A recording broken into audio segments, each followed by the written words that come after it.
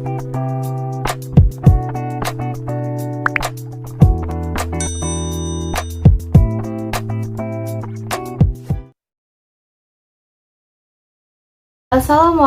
warahmatullahi wabarakatuh. Perkenalkan, nama saya Arwiraha Aini Imaneter dengan NIM 2030 20167 dari kelas PGMI 4.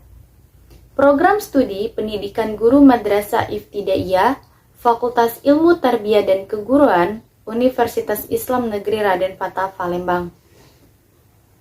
Baiklah, tujuan saya membuat video ini adalah untuk memenuhi tugas dengan mata kuliah evaluasi pembelajaran dengan dosen pengampu Ibu Masnun Baiti. Kali ini saya akan membahas materi tentang penilaian acuan patokan dan penilaian acuan norma. Saya akan membahas 5 poin penting. Yang pertama yaitu pengertian penilaian acuan patokan. Yang kedua yaitu pengertian penilaian acuan norma. Yang ketiga yaitu persamaan dan perbedaan antara penilaian acuan patokan dengan penilaian acuan norma. Yang keempat yaitu penggunaan penilaian acuan patokan dan penilaian acuan norma. Dan yang kelima yaitu kelebihan dan kekurangan antara penilaian acuan patokan dengan penilaian acuan norma. Dalam proses belajar mengajar, pasti akan ada tahap evaluasi. Nah, tahap evaluasi ini bertujuan untuk mengukur sejauh mana tingkat keberhasilan dari proses belajar mengajar tersebut. Kemudian, dalam proses evaluasi, ada istilah yang disebut dengan penilaian. Nah, hasil dari penilaian dalam evaluasi pembelajaran tersebut tertuang dalam nilai.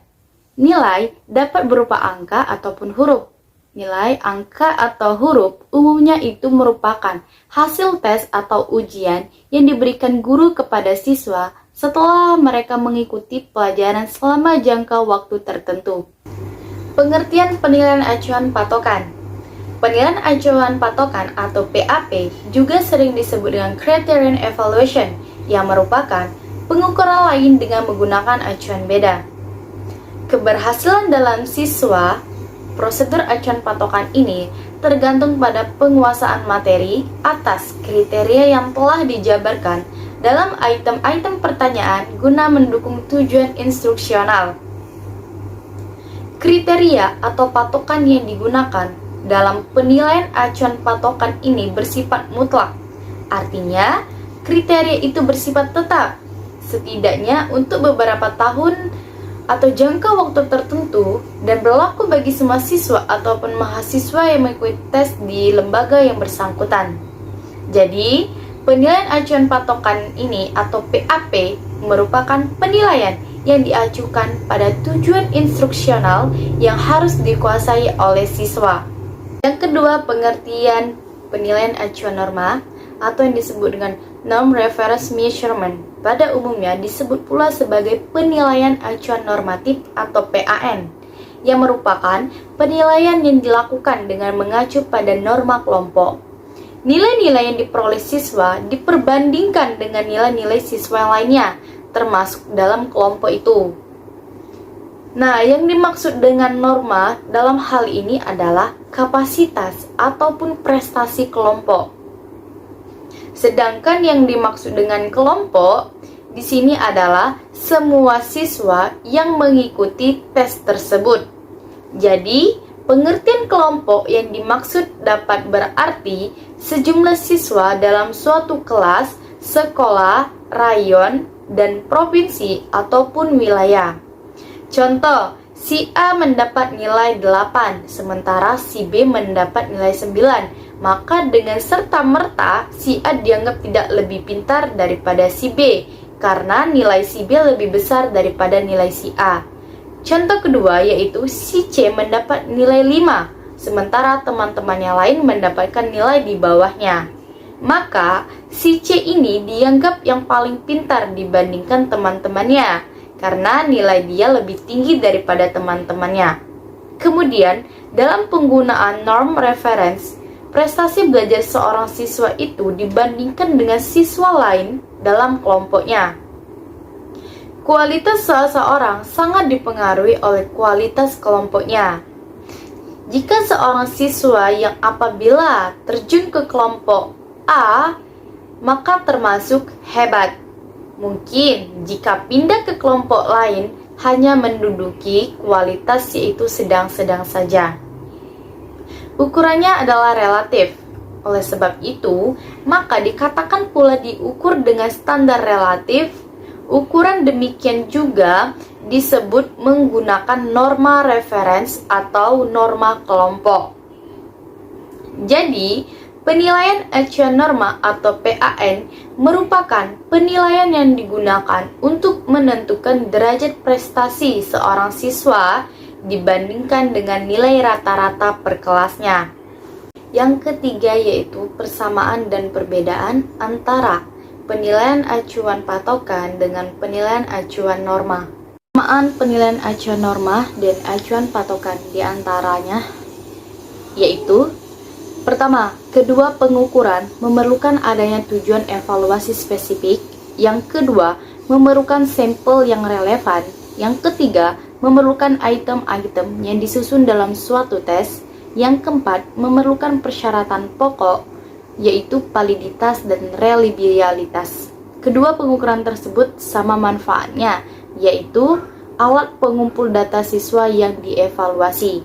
Kemudian, perbedaan dari kedua penilaian tersebut yaitu: pertama, penilaian acuan norma menekankan pembedaan antara individual siswa satu dengan siswa lain dalam kelompok atau kelas. Penilaian acuan patokan menekankan penggambaran tugas apa yang telah dipelajari oleh para siswa. Yang kedua, penilaian acuan norma lebih banyak digunakan, khususnya pada kelas yang memiliki kelompok-kelompok dengan pembedaan antara siswa pandai, di atas rata, di bawah rata, dan bodoh.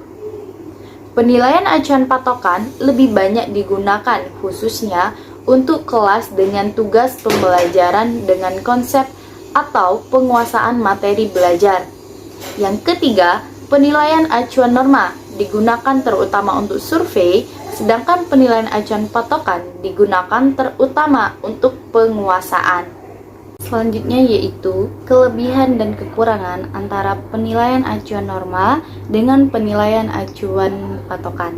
Yang pertama yaitu kelebihan penilaian acuan norma atau PAN. 1. Kebiasaan penggunaan penilaian berdasarkan referensi norma atau kelompok di pendidikan tinggi.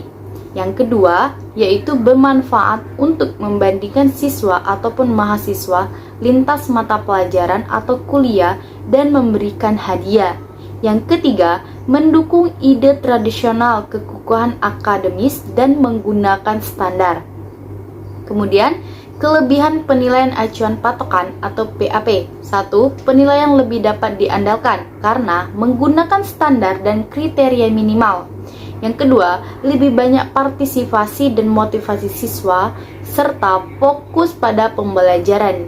Yang ketiga, cocok digunakan untuk mendiagnosa kemampuan seseorang dalam proses pembelajaran. Yang keempat, yaitu kekurangan penilaian acuan norma.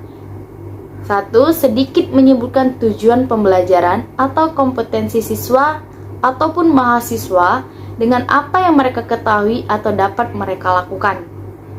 Yang kedua, tidak dapat diandalkan. Siswa ataupun mahasiswa yang gagal sekarang mungkin dapat lulus pada tahun berikutnya. Yang ketiga, kurang transparan karena hasil penilaian akhir tidak diketahui para siswa ataupun mahasiswa. Kemudian, kekurangan penilaian acuan patokan atau PAP. Yang pertama, relatif agak rumit karena perlu waktu untuk menyetujui sebuah kriteria dan standar. Yang kedua, lebih menekankan hasil daripada proses. Yang ketiga, tidak mudah bagi akademis untuk mengubah kebiasaan dari menilai berdasarkan referensi norma menjadi referensi kriteria. Demikianlah materi yang bisa saya sampaikan. Apabila ada kata yang salah, saya mohon maaf. Kepada Allah saya mohon ampun. Saya akhiri. Wassalamualaikum warahmatullahi wabarakatuh.